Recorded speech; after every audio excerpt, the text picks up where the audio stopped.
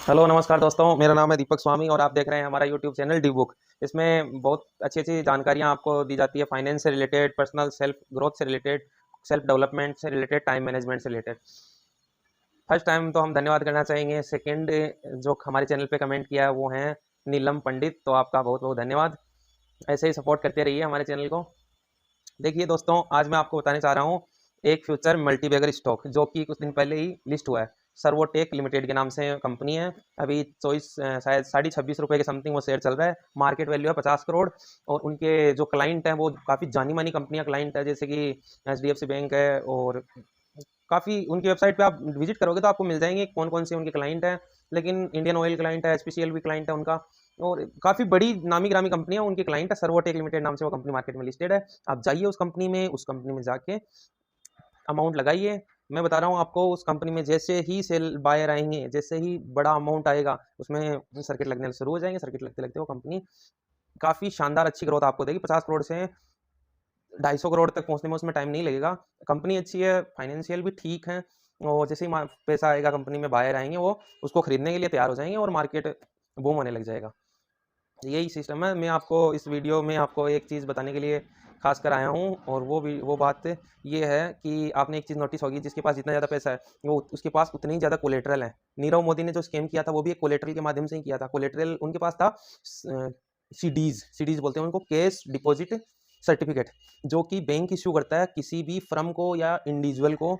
अगर वो उतनी अमाउंट की राशि बैंक में जमा करता है तो उनको एक मोस्टली कागज देता है, सर्टिफिकेट ऑफ डिपॉजिट, कि हमारे पास आपका इतना पैसा डिपॉजिट है, आप इस लेटर को किसी ब्रांच में जाके दे दीजिए और वहाँ ब्रांच से आप पेमेंट ले सकते हैं। तो उन्होंने ऐसा ही किया, यही स्कैम था।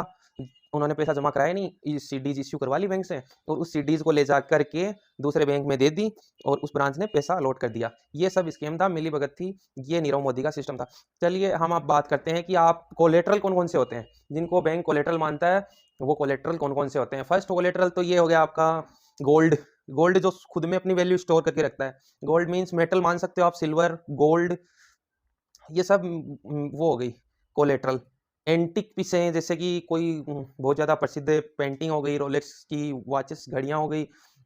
और कोई जैसे पोर्ट पुराने टाइम का, जिनको कि हेरिटेज कल्चर में एक ऐतिहासिक नाम प्रसिद्धि हासिल हो, एंटिक चीज़ें। सेकंड चीज़ वो हो गई। थर्ड चीज़ हो गया FD RD, बैंक में जो आपने करा रखी है वो, उनको बैंक कोलेटरल मानता है। फोर्थ हो गई ये आपकी स्टॉक बॉन्ड, ठीक है। और स्टॉक थर्ड फोर्थ हो गई स्टॉक। फिफ्थ हो गए बॉन्ड। बॉन्ड दो प्रकार के होते हैं, इक्विटी बॉन्ड और डेट बॉन्ड। अब वो दोनों को कोलेटरल बैंक मान के चलती है। हाँ, प्रॉपर्टी प्रॉपर्टी जैसे ज़मीन हो गई, मकान हो गया आपका, ज़मीन मकान हो गया, या कॉमर्शियल कुछ भी आपके पास स्पेस है, उसको भी बैंक कोलेटरल मान के चलता है। जिनके पास जितने ज़्यादा कोलेटरल हैं वो उतना ही अमीर आदमी है। आप ये चीज़ नोटिस करके चलो। आप किसी भी अपने जान पहचान के आदमी के पास जाओ, आपसे पता करो कि उनके पास कितना कोलेटरल है क्या नहीं है, आपको पता चल जाएगा वो कितने अमीर हैं कितने गरीब हैं। आपको अगर अमीर बनना है, वेल्थ बनानी है, तो आपको कोलेटरल बनानी ही होंगे, दूसरा कोई अल्टरनेट आपके पास नहीं है। तो कोलेटरल बनाने के लिए क्या कीजिए, आप सर छोटी शुरुआत कीजिए। आप गोल्ड खरीदिए। आपने देखा होगा कभी कभी छापा पड़ता है किसी भी फर्म पे या फिर किसी अमीर आदमी पे, तो उनके पास गोल्ड बॉन्ड ये सब चीज़ें क्यों मिलती है, प्लॉट ज़मीन?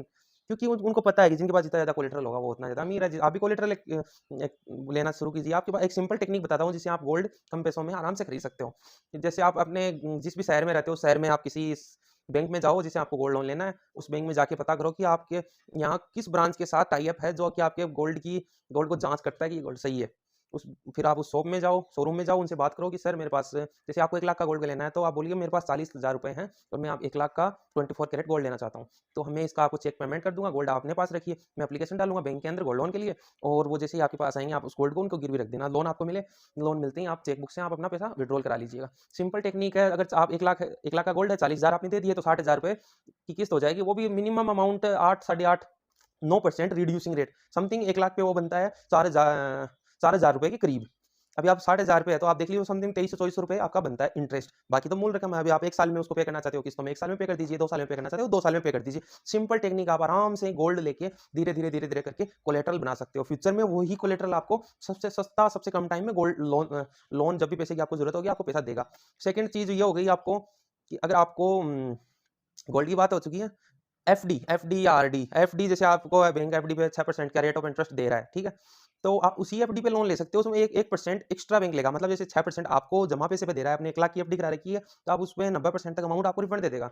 तो उस पे अगर 6% दे रहा है, 7% बैंक चार्ज करेगा। अभी आप सोचो कि 1% इंटरेस्ट रेट पे आप अपना पैसा कहाँ में ले रहे हो। ये बात आपको थोड़ी इलॉजिकल ज़रूर लगेगी, क्योंकि आप सब ये सोच रहे होंगे अगर हमारे पास पैसा है, तो हम उस पैसे पे कोई क्यों ना यूज़ कर लें, 1% भी क्यों दें। लेकिन दोस्तों यहाँ बात 1% बचाने की नहीं है, बैंक के साथ जो आप रिलेशनशिप बनाओगे, वो 1% शायद ₹1000 होता है, लेकिन वो रिलेशनशिप आपको 1000 से कहीं ज़्यादा वैल्यू प्रोवाइड करेगा। आप फ्यूचर में क्रेडिट कार्ड ले सकते हो, एफडी ले सकते हो, कुछ भी आरडी, कुछ भी आपको अच्छे ऑफर्स मिलेंगे, बैंक आप पे ब्लीव ट्रस्ट करेगा। 1000 से ज़्यादा का ट्रस्ट तो आपको वैसे ही मिल जाएगा। इसलिए आप ऐसे तरीके आजमाओ, जैसे सेकंड कोलेटरल एफडी आरडी बन गया। बॉन्ड का सीधा सिंपल है, आप जब भी कोई अच्छी कंपनी बॉन्ड इश्यू करती है, आप बाय कर सकते हो। फंड भी स्टॉक भी इसी प्रकार से आप बाय कर सकते हो, सिंपल तरीका है। अच्छे ब्रांडेड शानदार कंपनियों की स्टॉक बाय कर लो, सिंपल चीज़ है। और ज़मीन ज़मीन में भी यही सिस्टम, आधा पैसा दो, आधा पैसा फाइनेंस कराओ, फाइनेंस की किस्तें चुकाते रहो, वो एक कोलेटरल तैयार हो जाता है। और एफडी में भी सिस्टम, आप थोड़ा-थोड़ा मंथली एफडी करा सकते हो, ईयरली करा सकते हो, जैसे भी आपको सूटेबल लगे आप एफडी भी करा सकते हो। ये सारे एसेट थोड़े-थोड़े करके आप जमा कर सकते हो, और जैसे आप जमा करोगे आप वेल्थ क्रिएट करने लग जाओगे। सिंपल टेक्नीक है। अभी गोल्ड वाले एग्जांपल से एक एग्जांपल आपको और अच्छा तगड़ा देना चाहता हूँ, आप मानोगे कि हाँ, ये ऐसे भी काम करता है क्या? चलिए हमने मान लीजिए 60,000 का गोल्ड पे लोन लिया, 1 लाख की वैल्यू का गोल्ड अपना पड़ा है। अभी उसको 60,000 को 12 महीने में हमने चुका दिया। ठीक नहीं, हाँ, एक तो ये हो गया, 12 महीने में हमने चुका दिया। अभी उसपे वापस वही 80-90% तक, 80% तक लोन दे देगा बैंक। 1 लाख का गोल्ड आपका, 80,000 का उसने लोन दे दिया। अभी आप एक आस्था ट्रेड नाम से हैं, ब्रोकरेज फर्म है, भोपाल से हैं, भोपाल मध्य प्रदेश से है वो फर्म।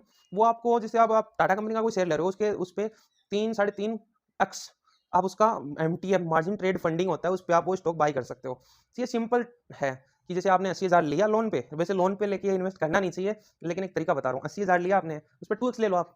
रिस्क कम कर लो थोड़ा, 2x ले लो, क्योंकि नुकसान भी होगा तो भी ज़्यादा होगा, फायदा होगा तो भी ज़्यादा। अभी 80,000 पे 1,60,000 का आपने वो ले लिया, पोजीशन बना ली। 1,60,000 पे 1 साल तक आप रखोगे, 1 साल तक उसको चुकाओगे, ठीक है। उधर तो 80,000 रुपए पड़ा, इधर 1,60,000 वो भी रिटर्न देगा। 1,60,000 पे आपको 1-2% डिविडेंड भी मिल जाएगा। वैसे डिविडेंड एक बकवास इनकम है, ज़्यादा कोई शानदार इनकम नहीं है, उसको इंतजार करते-करते आदमी पागल हो जाता है। लेकिन एक ठीक है, डिसेंट है, फिर भी वो अगर 2% भी देता है, तो 2% का डबल 4% आपको रिटर्न तो उधर से ही मिल गया। उधर आप दे पे कर रहे हो 8% मान लो, 4% का तो गैप होगा, आपको पैसे को इधर से इधर ही करना है। इसमें ज़्यादा कोई कॉम्प्लेक्सिटी नहीं है, अगर आप 1-2 बार करोगे तो वही है सेम, जैसे साइकिल फर्स्ट टाइम चलाते गिरते हैं, लेकिन फिर दोबारा चलाते तिबारा चलाते हैं, आप एक्सपर्ट बन जाते हो साइकिल। आप सोचना नहीं पड़ता कि आप कैसे चलाना है, आप चल जाती है अपने आप। एक बार कदम रखिए, सेकंड थिंक फॉर, ऐसे धीरे-धीरे करोगे तो आपका काम बनता चला जाएगा।